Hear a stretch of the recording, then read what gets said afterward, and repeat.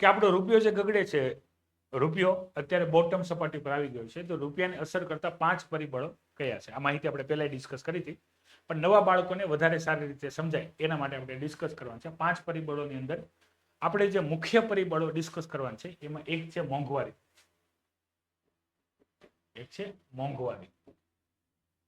બધા ડિસ્કશન જોતા જાશું, વારાફરતી એટલે ખ્યાલ આવશે. એક આવશે મોંઘવારી, પછી આવશે balance of payment crisis, trade deficit. મતલબ આપણે ઇમ્પોર્ટ એક્સપોર્ટ કરીએ છીએ એની અંદર ખાધો, મતલબ એવો દેશ કે જે ઇમ્પોર્ટ વધારે કરે છે અને એક્સપોર્ટ ઓછું કરે છે, એની અંદર એ ટ્રેડ એટલે વેપાર. અને ડેફિસિટ મતલબ ખાધ, કેવી ખાધ? માઇનસ હોય. જેનું ઇમ્પોર્ટ વધારે હોય અને એક્સપોર્ટ ઓછું હોય. વન બાય વન આપણે ડિસ્કસ કરવાના છીએ, પણ અત્યારે ખાલી સરળતાથી સમજતા જાઓ. પછી બે વસ્તુ જોવાની છે, એ છે કે દેશ ઉપર ઉધારી વધારે હોય. દેશ ઉપર ઉધારી વધારે હોય, પબ્લિક ડેપ્ટ, એ દેશની લોન વધારે હોય. ઇન્ટરેસ્ટ રેટ આપણે જોશું, આ સૌથી વધારે અગત્યની બાબત છે. ઇન્ટરેસ્ટ રેટ મતલબમાં જે આ ઇન્કમ બેઝ છે, ઇન્ટરેસ્ટ રેટ છે ઇન્કમ બેઝ, એ આપણે વન બાય વન હમણાં ડિસ્કશન કરશું. અને આની સિવાય બીજા બધા કારણો. તો સૌથી પહેલા જે કારણો છે, મોંઘવારીથી આપણે સ્ટાર્ટ કરીએ આ માહિતી, કે જેથી તમને ખ્યાલ આવે રૂપિયો ગગડે છે શા માટે. તો મોંઘવારીની જે બાબત છે, મોંઘવારી પહેલા શું હોય એ આપણે સમજી લો. મોંઘવારી જેને અંગ્રેજીમાં આપણે ઇન્ફ્લેશન કહેશું. અંગ્રેજીમાં આપણે એને શું કહેશું? ઇન્ફ્લેશન, મોંઘવારી. તો મોંઘવારીની અતિ સામાન્ય વ્યાખ્યા એવી છે કે ભાવમાં થતા વધારાને મોંઘવારી કહેવાય. ભાવમાં થતા વધારાને શું કહેવાય? મોંઘવારી. કોઈ વસ્તુની ભાવ 100 રૂપિયા હતો અને હવે 105 કે 110 થઈ ગયું, તો આને શું કહેવાય? ભાવમાં વધારો, અને આને કહેવાય મોંઘવારી. મોંઘવારી જે છે એ રૂપિયા ગગડવાનું મુખ્ય કારણ છે. અને આની અંદર આપણે એક શબ્દ યાદ રાખીએ, મોંઘવારીના પ્રકાર આવે. આ મોંઘવારી તમે અહીંયા જો પર્સન્ટેજ, તમને મેથ્સ રીઝનિંગ ખ્યાલ હશે. મોંઘવારી કે 100 રૂપિયામાંથી 105 રૂપિયા થયા તો આ 5% મોંઘવારી કહેવાય. 100 ના 110 થયા તો 10% મોંઘવારી કહેવાય. બરાબર? તો મોંઘવારીના આ જ રીતે પ્રકાર છે. મોંઘવારી 0 થી 3% હોય, 3 થી 5 કે 6% હોય, 6 થી લઈને 8 કે 10% હોય. તો અહીંયા આ 0 થી 3 વાળી જે મોંઘવારી હોય છે એ સામાન્ય હોય છે, કારણ કે એ વસ્તુની કિંમતમાં, જથ્થામાં કોઈ પણ પ્રકારનો ફેરફાર થાય તો એ વધતી હોય છે. અહીંયા આપણે ડિસ્કસ કરવાનું છે એ મોંઘવારી જે આ છે, જેને આપણે મોંઘવારીનું મોટું સ્વરૂપ કહીએ. કે મોંઘવારી વધે છે, બહુ કારણો છે. મોંઘવારી વધવાના અલગ અલગ કારણો હોય.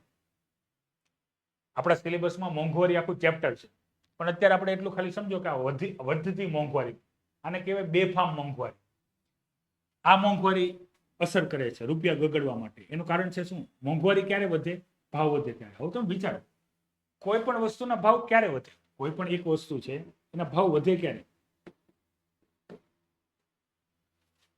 તો પેલી કન્ડિશન જોઈએ, મને તમે ફટાફટ કમેન્ટ કરીને જણાવજો. એક વસ્તુ છે, આ એક પેન છે, બરાબર? આ પેન જે છે ને, આવી માની લો 10 પેન છે, આવી 10 પેન છે. લેવાવાળા 5 જ વ્યક્તિ છે કે 10 જ વ્યક્તિ છે? 10 પેન છે, લેવાવાળા 5 કે 10 જ વ્યક્તિ છે. તો પૈસા વધશે? આમાં પૈસા વધશે? ફટાફટ કમેન્ટ કરો. ખ્યાલ આવે છે? બીજું કહું, 10 જ પેન છે, સેમ વસ્તુ. આ પેન અહીંયા 10 છે, લેવાવાળા 5 કે 10 જ છે. હવે 10 પેન છે, લેવાવાળા 100 અથવા 1000 છે. પેન 10 જ છે, લેવાવાળા અહીંયા 100 કે વધારે છે. આ કન્ડિશન એ થઈ ગઈ, આ કન્ડિશન બી થઈ ગઈ. તો પેનના ભાવ, દાખલા તરીકે આ એક પેન 10 રૂપિયાની છે, નોર્મલી 10 રૂપિયાની છે, લેવાવાળા 5 કે 10 છે. અહીંયા 10 રૂપિયાની જ પેન છે, પણ લેવાવાળા 100 કે 1000 છે. તો વધારે ભાવ કઈ કન્ડિશનમાં આવશે? એ કે બી માં? વધારે ભાવ કઈ કન્ડિશનમાં આવશે? એ કન્ડિશનમાં કે બી કન્ડિશનમાં? ડિમાન્ડ વધે એટલે મોંઘવારી વધે, બી કન્ડિશન. કારણ કે પેનનું મૂલ્ય તો 10 રૂપિયા જ છે, 10 જ ક્વોન્ટિટી છે, પણ લેવાવાળા 100 કે 1000 છે. તો શું થશે? હરાજી થશે. શું થશે? હરાજી થશે. પણ હજી એક કન્ડિશન જોવો, લેવાવાળા 100 કે 1000 ભલે, એની પાસે પૈસા જ નથી, મતલબ મંદી છે, પૈસા છે જ નહીં, તો નહીં વધે. આ કન્ડિશન આ રીતે સમજવાની હોય. તમને એક્ઝામમાં કન્ડિશન આપશે. એક્ઝામમાં એવું નહીં પૂછે મોંઘવારીની વ્યાખ્યા શું છે, આવું પૂછશે. તો આપણે અહીંયા મોંઘવારી તેજીવાળી કન્ડિશન જોઈએ છે તો આપણે એવું માનીએ છીએ બધા પાસે પૈસા છે તો શું થશે, હરાજી થશે અને હરાજીમાંના ભાવ વધશે. આ રીતે તો હંમેશા યાદ રાખજો, મોંઘવારીમાં જ્યારે લોકો પાસે પૈસા વધારે હશે, લોકો પાસે મોંઘવારી એટલે કેવી વધારી, જેમાં લોકો પાસે પૈસા વધારે હોય તો લોકો શું કરશે, વધારે પૈસા તમારી પાસે અત્યારે ને અત્યારે લાખ રૂપિયા આવી જાય, તમે શું કરશો, પહેલા તમારા બધા પાસે દિવાળીનો ટાઈમ છે, લાખ રૂપિયા આવી ગયા, તમે શું કરશો, ફટાફટ કમેન્ટ કરો. ચાલો, તમારા બધા પાસે કેટલા, તમારા બધા પાસે લાખ રૂપિયા આવી ગયા છે, તમે શું કરશો, લાખ રૂપિયાનું તમારા બધા પાસે પૈસા આવી ગયા, ચાલો પહેલા પહેલું કામ શું કરશો, કમેન્ટ કરો. થોડુંક સમજાવવું છે એટલે મારે, નકર આ બધું સમજાશે નહીં મોંઘવારી કઈ રીતે અસર કરે છે. તમારી પાસે લાખ રૂપિયા છે, વધારે જોતા તો વધારે આપું, તમારી પાસે લાખ રૂપિયા છે, ઓકે ચાલો ઇન્વેસ્ટમેન્ટ કરશો, વેરી ગુડ. ચાલો બીજું, હાલો એક ઇન્વેસ્ટમેન્ટ વાળો આવ્યો, બીજું શું કરશો, વધારે જોતા હોય તો વધારે આપવું, લાખ રૂપિયા ઓછા પડતા હોય તો 2-3 લાખ રૂપિયા આપવું અત્યારે, મતલબ વર્ચ્યુઅલી. એટલે મને કયો તમે કરશો શું, ફટાફટ કમેન્ટ કરો તો ખ્યાલ આવે. તમારી પાસે પૈસા અત્યારે હોય તો તમે શું કરશો,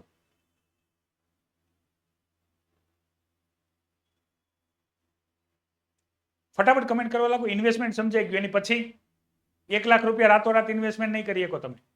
તમારી પાસે કોઈ મોટી વ્યવસ્થા ન હોય તો તમે લાખ રૂપિયા, યસ વેરી ગુડ, ખરીદી કરશું, ખરીદી કરશો, વેરી ગુડ. શું ખરીદી કરશો, મોસ્ટ ઓફલી કેસમાં ઇન્વેસ્ટમેન્ટ તો માણસ ખાલી 5,000 જ કરશે, બાકી 95,000 થી વધારાની ખરીદી કરશે. એ ભારતીયોના લોહીમાં છે. આપણે ઉધારી લઈને ખરીદી કરતા હોઈએ તો આપણી પાસે પૈસા આવે ને આપણે ખરીદી ન કરીએ, વેરી ગુડ. ચાલો ખરીદીમાં આપણે કરીએ, કપડાં લેશું, કપડાં લેશું, પછી માની લો કે શૂઝ સારા હોય તો એ, નહીં તો આપણે બાઇક, કાર, જો કે કાર આવશે નહીં રમકડા સિવાય. પછી આપણે ફોન લેશું, ફોન મોસ્ટ આઈએમપી આપણો ફેવરિટ ફોન લેશું, મોબાઈલ. તો અહીંયા આપણે ફોનમાં લઈએ છીએ કે આપણે માણસો લેશે આઈફોન, બરાબર, 80,000 નો આઈફોન જ લઈ લેશે સીધે સીધું ધબડક. 80,000 નો શું લેશે, આઈફોન. જ્યારે મોંઘવારી હોય, લોકો પાસે પૈસા વધારે હોય તો લોકો શું ખરીદશે, આઈફોન ખરીદશે. આઈફોન અમેરિકી કંપની છે, કેવી કંપની છે, યુએસ કંપની છે. તો મોંઘવારી હશે, લોકો પાસે પૈસા હશે તો લોકો મોજશોખ પૂરા કરશે અને લોકો શું કરશે, આઈફોન ખરીદશે. પૈસા અમેરિકામાં જશે, પૈસા બહાર જાય, મની સપ્લાય થાય છે, રૂપિયો બહાર જશે, ડોલર ખરીદવો પડશે આપણે. બીજું, બહેનો મારી ગોલ્ડ ખરીદશે, ગોલ્ડ, બરાબર, સોનું ખરીદશે. સૌથી સમજદાર બહેનો હોય છે, ગોલ્ડ ખરીદે, ગોલ્ડ ખરીદે. ગોલ્ડનું ખરીદી પણ રૂપિયાને ગગડાવવાનું કારણ છે. એની ઉપર આપણે કોઈ વખત અલગ ડિસ્કશન કરશું, એ આખી મોટી થિયરી છે આની જેમ. તો યાદ રાખજો, ઇન્ફ્લેશન, મોંઘવારી જેટલી વધશે, લોકો પાસે જેટલા પૈસા હશે, લોકો મોજશોખ પૂરા કરશે, લોકો મોજશોખ પૂરા કરશે વિદેશી વસ્તુથી, અને એ રૂપિયો ગગડવાનું કારણ થશે. કારણ કે ભારતમાંથી આ યુએસ એટલે ડોલર વાળી વસ્તુ ભારતમાં આવશે, બરાબર. આપણે એની ચૂકવણી શેમાં કરવાની છે, આઈફોન ખરીદવા માટે. ભલે આપણે અહીંયા રૂપિયા આપીએ છીએ ખરીદવા માટે, પણ એ રૂપિયા ઇનડાયરેક્ટલી બેંકમાં જઈને બેંકે ખરીદવા પડશે ડોલર, અને ડોલર યુએસની કંપનીને આવશે. આનાથી રૂપિયો શું થાય, માર્કેટમાં જશે અને આપણે ડોલર ખરીદવા પડશે. તો આ મની સપ્લાય છે. એક્સચેન્જ રેટ આ જ છે કે ભાઈ જે કરન્સીની ડિમાન્ડ વધારે, ડિમાન્ડ કોની વધી, ડોલરની વધી. તમે આઈફોન ખરીદો, ગોલ્ડ ખરીદો, ક્રૂડ ઓઇલ ખરીદો. હમણાં આપણે બેલેન્સ ઓફ પેમેન્ટમાં ક્રૂડ ઓઇલની વાત કરશું. તો આ જે પણ તમે ખરીદો, આનાથી ડોલરની ડિમાન્ડ વધે, આપણે ડોલર ખરીદવો પડે.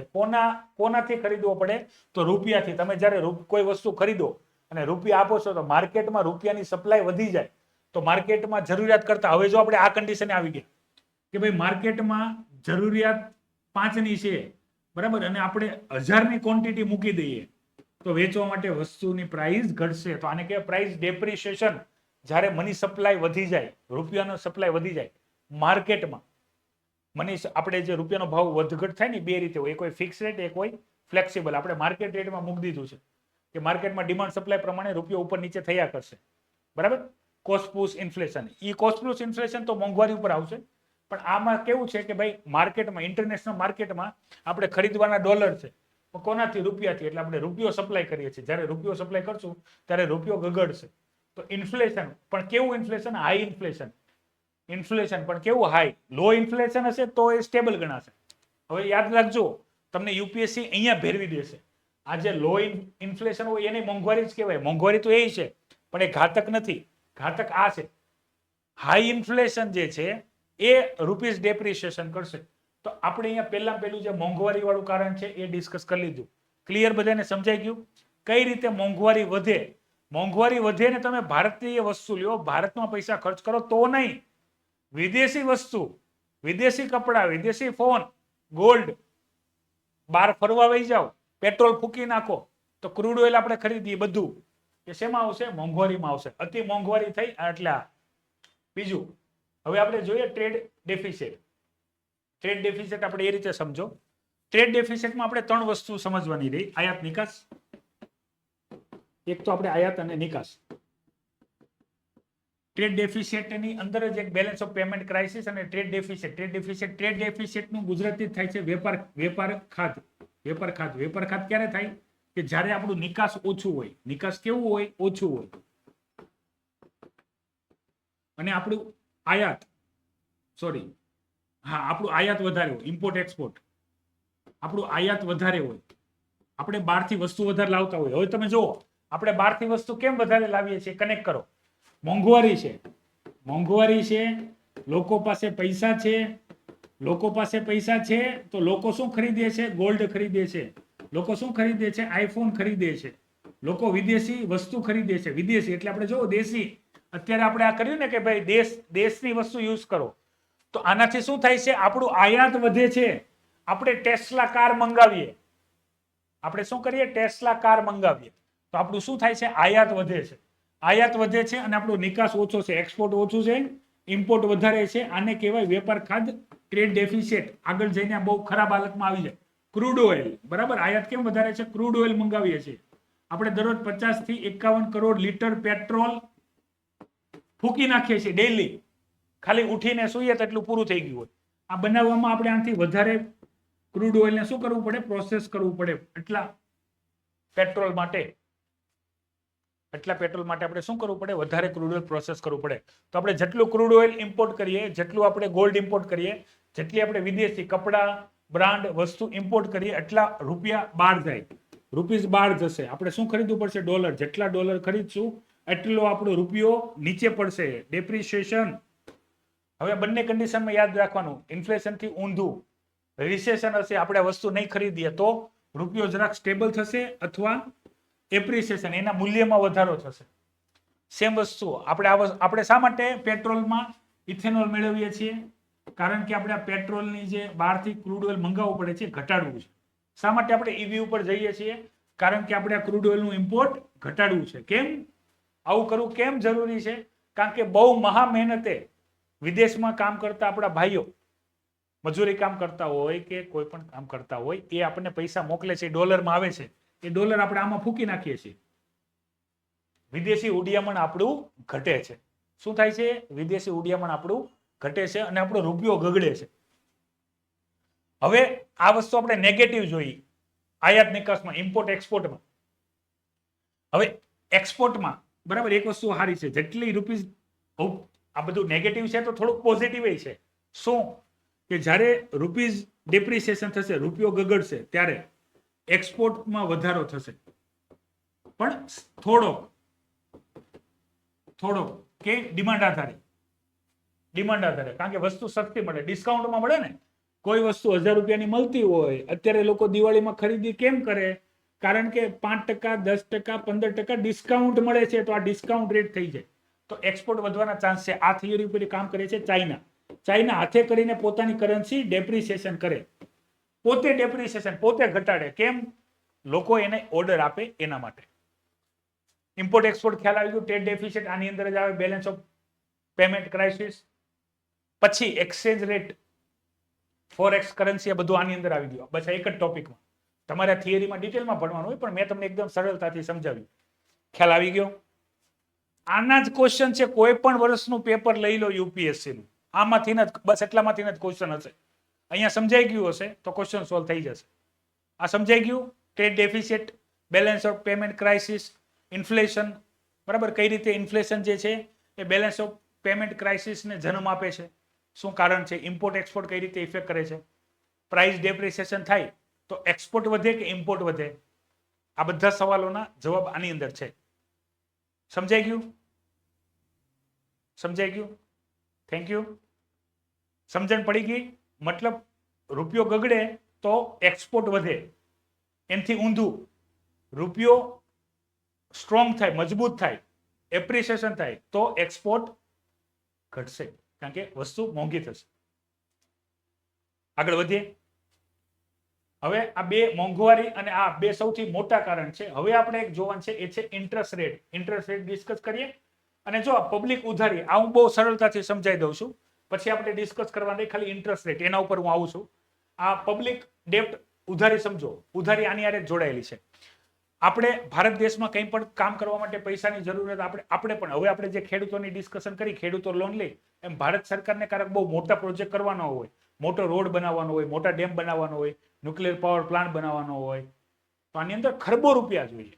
તો ખરબો રૂપિયા ભારતમાં હોય નહીં, કારણ કે હોય એ તો વપરાઈ ગયા હોય. તો આપણે લોન લેશું, વિદેશી લોન લેશું. ચાલો એક અલગ પેજ જ કરી દઈએ. હવે તમે અહીંયા સમજો, પબ્લિક ડેપ્ટ. પબ્લિક ડેપ્ટ મતલબ આપણી માથે દેવું હોય. અહીંયા આપણે પબ્લિક એટલે જાહેર, બરાબર? અહીંયા આપણે લોકો વાળું નથી લેવાનું, અહીંયા આપણે દેશનું લેવાનું છે. દેશનું દેવું વધારે હોય. દેશનું દેવું વધારે હોય. કેવું હોય?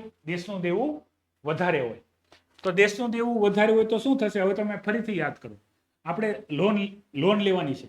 લોન આપણે બે રીતે લઈએ છીએ. એક તો દેશમાંથી લઈએ છીએ અને એક આપણે વિદેશમાંથી લઈએ છીએ. દેશમાંથી નહીં આપણે લઈએ છીએ. દેશમાંથી કોની પાસે લેશું? તો બહુ મોટી મોટી કોર્પોરેટ હોય, એમાં LIC થઈ ગઈ સરકારી, બરાબર? મોટી કંપનીઓ હોય, બરાબર, જે ઉધારી આપી શકતી હોય. પછી આપણા બેંક હોય, કોઈ ઇન્વેસ્ટમેન્ટ કરવું હોય, કારણ કે આ બધામાં કેવું કરે, દેશ ઉધારી લેશે તો શું ઇસ્યુ કરશે? બોન્ડ. તમે જુઓ આપણો સિલેબસ જ છે આ. એક જ ટોપિકથી આપણે કેટલો સિલેબસ કવર કરીએ છીએ. સરકાર બોન્ડ, ગવર્મેન્ટ સિક્યુરિટી વેચશે. ટૂંકા સમય માટે વેચે તો એને કહેવાય ટ્રેઝરી બિલ. ટ્રેઝરી બિલ, બરાબર? અને લાંબા સમય, એનાથી મોટા સમય માટે કરે, અહીંયાથી આપણે 90 દિવસ પકડો, 90 થી 91 દિવસ, બરાબર? 3 મહિના, તો એ ટ્રેઝરી બિલ હોય. અને એનાથી મોટું હોય તો અલગ અલગ ટાઈમિંગ છે, અલગ અલગ દિવસ હોય.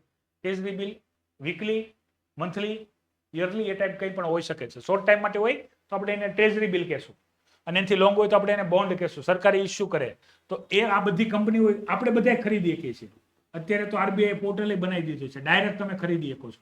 કોઈને પણ વચેટિયાને કંઈ આપવાની જરૂર નથી. પણ આપણે વિદેશમાંથી જે લોન લેતા હોય, વિદેશમાંથી, તો એ લોનની ચૂકવણી આપણે ડોલરમાં કરવાની રહેશે. હવે તમે વિચારો, ડોલરમાં ચૂકવણી કરવાની હોય તો ફરીથી સેમ વસ્તુ આપણે શું કરશું? રૂપિયો આપીને ડોલર ખરીદશું. ડોલર ખરીદશું, રૂપિયાની સપ્લાય વધી જશે. રૂપિયાની સપ્લાય વધશે તો રૂપિયો ગગડશે, રૂપિયો ડેપ્રિસિએશન થશે. તો આપણે જેટલી ઉધારી કરીએ, કઈ ઉધારી? વિદેશી ઉધારી. એટલે તમે જો, ભારત હંમેશા ટ્રાય કરે છે દેશમાંથી જ ઉધારી થાય. તો તમને ખ્યાલ હશે, પ્રાઇવેટાઇઝેશન, બરાબર, સ્ટ્રેટેજિક ડિસઇન્વેસ્ટમેન્ટ. સરકાર એનો સરકારી હિસ્સો વેચે છે. સરકારી કંપનીઓમાં પોતાનો 1%, 2%, 5% હિસ્સો વેચે છે. ખ્યાલ આવે છે? અહીંયા સરકાર પોતાનો હિસ્સો વેચે છે. શેના માટે? દેશમાંથી ઉધારી લેવા માટે. પછી સરકારનું કહેવું એવું છે કે જ્યારે આપણે મજબૂત થશું ત્યારે આપણે એને બાય કરી લેશું. ઓકે, ત્યારે આપણે એને બાય કરી લેશું. યસ, ટ્રેઝરી બિલમાં અલગ અલગ લિમિટ હશે, પણ મોસ્ટ ઓફલી જે ફેમસ લિમિટ છે કેટલી? 90 ઓર 91 ડે. ફેમસ જે છે ઓલમોસ્ટ 364 દિવસ, 365 દિવસની, યરની, મતલબ શોર્ટ ટાઈમ માટે. અને શેર માર્કેટ, આ બધું પાછું ટ્રેઝરી બિલને મની માર્કેટ અને કેપિટલ માર્કેટમાં આવે. 1 વર્ષ કરતા નાનું હોય તો એને શોર્ટ ગણવાનું, 1 વર્ષ કરતા મોટું હોય તો એને લોંગ ગણવાનું. લોંગમાં પછી ભાગ પડે 3 વર્ષ ને 5 વર્ષ ને 10 વર્ષ. તો એમાં આપણે ક્લેરિટી આપવાની કેટલા વર્ષ છે, કારણ કે બોન્ડમાં સેમ વસ્તુ લખેલી હોય. જો યાદ રાખજો, ટ્રેઝરી બિલ અને બોન્ડ બંનેમાં મેચ્યોરિટી આવતી હશે, જે પણ હોય તે. અને એ પણ મોસ્ટ એમ્પી ટોપિક છે આપણો. અહીંયા સમજાઈ ગયું ઉધારી? ઉધારી સમજાઈ ગયું? પબ્લિક ઉધારી શા માટે ડેપ્રિસિએશન થાય? કારણ કે આપણે જે વિદેશી લોન લઈએ એમાં આપણે સેમ વસ્તુ આપણે શું ચૂકવવું પડે? વ્યાજ ચૂકવવું પડે. ને વ્યાજ ચૂકવીએ આપણે શેમાં? ડોલરમાં. એટલે આપણે રૂપિયો આપવો પડે ને ડોલર આપણે ખરીદવો પડે. તો રૂપિયાની સપ્લાય પાછી વધશે. જ્યારે કોઈ પણ કરન્સીની સપ્લાય વધશે તો એને મૂલ્ય ઘટશે, ડેપ્રિસિએશન થશે, રૂપિયો ગગડશે. ક્લિયર? એટલું ખ્યાલ આવી ગયો આવડવા? હવે આપણે સમજવાનું છે ઇન્ટરેસ્ટ રેટ. હવે આપણે સમજીએ ઇન્ટરેસ્ટ રેટ. 5 કારણો છે. આ ચોથું કારણ આપણે હવે સમજવા જઈ રહ્યા છીએ. ઇન્ટરેસ્ટ રેટ એટલે આ લોનના વ્યાજની વાત નથી થતી. આ વાત થાય છે રિટર્નની. રિટર્ન કયું રિટર્ન? તો તમારામાંથી જે સમજદાર વ્યક્તિએ કીધું હતું કે મારી પાસે લાખ રૂપિયા આવીને હું શું કરી? ઇન્વેસ્ટમેન્ટ કરી. એ સમજદાર વ્યક્તિ માટે સમજવાની વસ્તુ છે રિટર્ન. હવે તમને ખ્યાલ હશે રેટ ઓફ રિટર્ન અહીંયા ડિસ્કસ કરી લઈએ. તમે સેવિંગ એકાઉન્ટ હોય તો તમને 3 થી 4% થી લઈને કદાચ કોઈ બેંક 5% સુધી આપતું હશે ઇન્ટરેસ્ટ. પણ અહીંયા યાદ રાખવાનું, દર વર્ષે મોંઘવારી દર કેટલા % વધે? મોંઘવારી દર દર વર્ષે કોઈને ખબર છે? ફટાફટ કમેન્ટ કરો. મોંઘવારી દર દર વર્ષે કેટલા ટકાથી વધે? મોંઘવારી દર વર્ષે કેટલા ટકા વધે? નોર્મલ, સાદી. ભારતમાં તો બહુ વધારે જ રેટ છે અત્યારે. સાદી ચાલો 6 થી 7% મોંઘવારી વધે દર વર્ષે સાદી. આમ આંકડો 8 થી 10 હોય છે. પણ આપણે બધી વસ્તુથી આપણને ફરક નથી પડતો. જેમ કે મોંઘવારીથી એક વ્યક્તિ એવું કીધું કે નવો આઈફોન લોન્ચ થાય કે ટ્રેનની ટિકિટ વધે કે પ્લેનની ટિકિટ વધે, અમને કોઈ ફરક નથી પડતો. કેમ? અમારે એમાં બેસવાનું જ નથી હોતું. તો આપણે હંમેશા સાદી મોંઘવારી લઈએ 6 થી 7%. મને ફરક પડે છે ગેસના સિલિન્ડરથી, મને ફરક પડે છે દૂધના ભાવથી, મને ફરક પડે છે દાળના ભાવથી, મને ફરક પડે છે શાકભાજીના ભાવથી. જો આ વધતી હોય તો એ 6 થી 7% વધે છે. બરાબર? એટલે હંમેશા કહે છે સમજદાર લોકો, સેવિંગ એકાઉન્ટમાં તમારા પૈસા પડ્યા છે, પૈસાની શું છે? બરબાદી છે. શું છે? બરબાદી છે. તો આની પછીનો ઓપ્શન આવે એફડી અને રિકરિંગ ડિપોઝિટ. એ તમને 7 થી 8% આપશે. એ પણ શું છે? એ પૈસામાં કોઈ આવક નથી, પણ આપણા પૈસાનું મૂલ્ય ઘટતું નથી. મૂલ્ય હું તમને એવી રીતે સમજાવું કે એફડીમાં તમે લાખ રૂપિયા મૂક્યા છે. પેલા આપણે એવું સમજો કે તમે સેવિંગ એકાઉન્ટમાં લાખ રૂપિયા મૂક્યા છે અને એફડીમાં લાખ રૂપિયા મૂક્યા છે. તો 1 વર્ષ પછી બંનેમાં શું થશે? તો 1 વર્ષ પછી આનું ઓટોમેટિકલી આનું મૂલ્ય 7% આપણે મોંઘવારી પકડીએ અને 4% અહીંયા ગણીએ તો 3% ઘટી જશે. મતલબ આનું ગણતરીમાં તો લાખ જ રહેશે. ગણતરીમાં શું રહેશે? લાખ જ રહેશે. પણ એનું મૂલ્ય કેટલું રહી ગયું હશે? એનું મૂલ્ય રહી ગયું છે માત્ર ને માત્ર 97,000. સમજાવ્યું છે? હમણાં સમજાવું એટલે ખ્યાલ આવે. હા.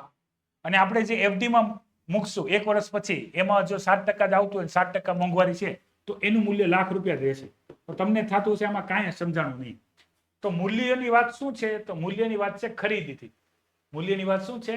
ખરીદીથી. હવે દાખલા તરીકે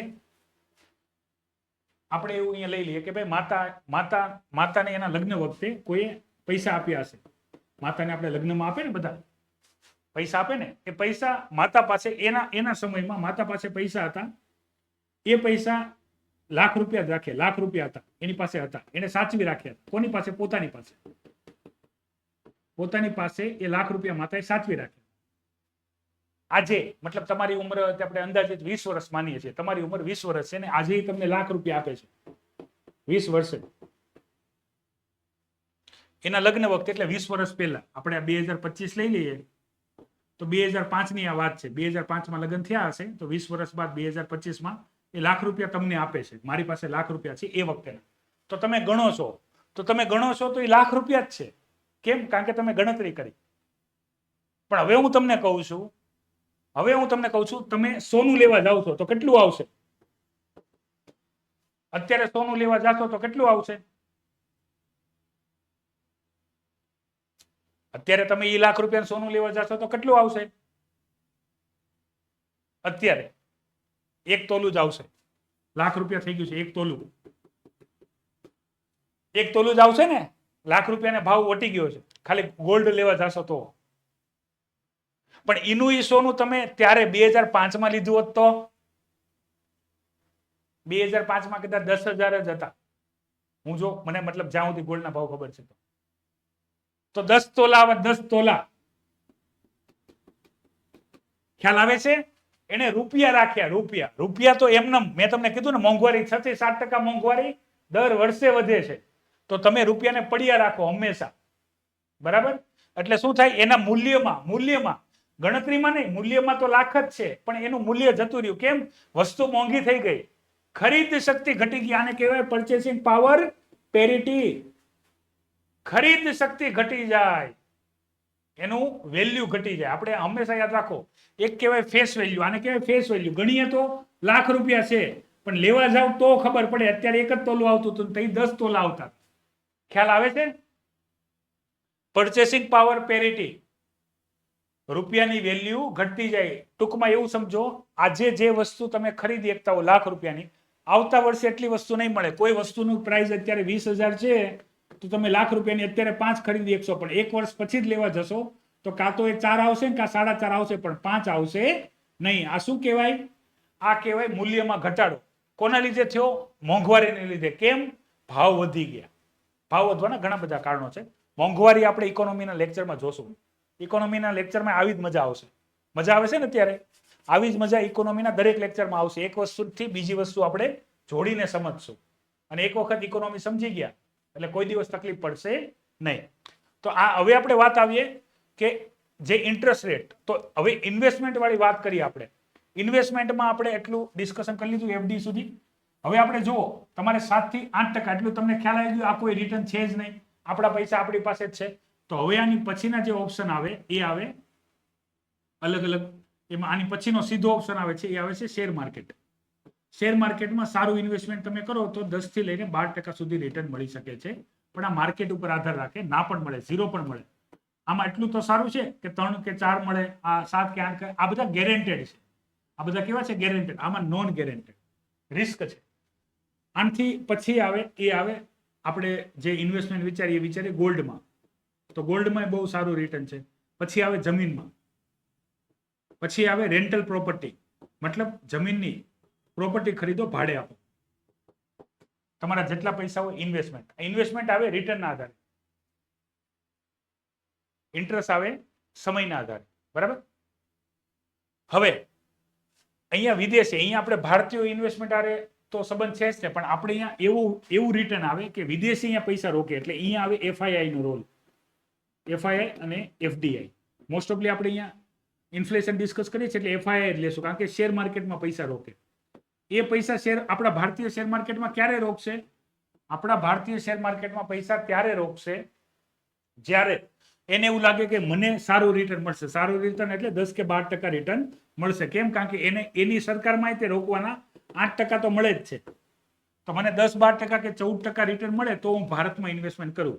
તો આ ઇન્વેસ્ટમેન્ટ ભારત આવે તો ડોલર ભારત આવે. તો આના લીધે રૂપિયો મજબૂત થાય. મજબૂત. આપણે અહીંયા સમજવાનું છે આનાથી ઊંધું કે એને રિટર્ન નથી મળતું. અત્યારે આપણું જે શેર માર્કેટનું રિટર્ન છે નેગેટિવ છે મંદીને લીધે. તો એ લોકો શું કરશે? પોતાના પૈસા ખેંચી લેશે. કેમ? અહીંયા મળતા નથી. તો અહીંયા શું થશે? એ રૂપિયા ખેંચશે તો ડોલર બહાર જશે. અને ડોલર બહાર જવા માટે આપણે પેલા ડોલર બહાર કાઢવા માટે પેલા પૈસાથી ડોલર ખરીદવો પડશે. એટલે પૈસાથી અહીંયા રૂપિયાની સપ્લાય વધશે.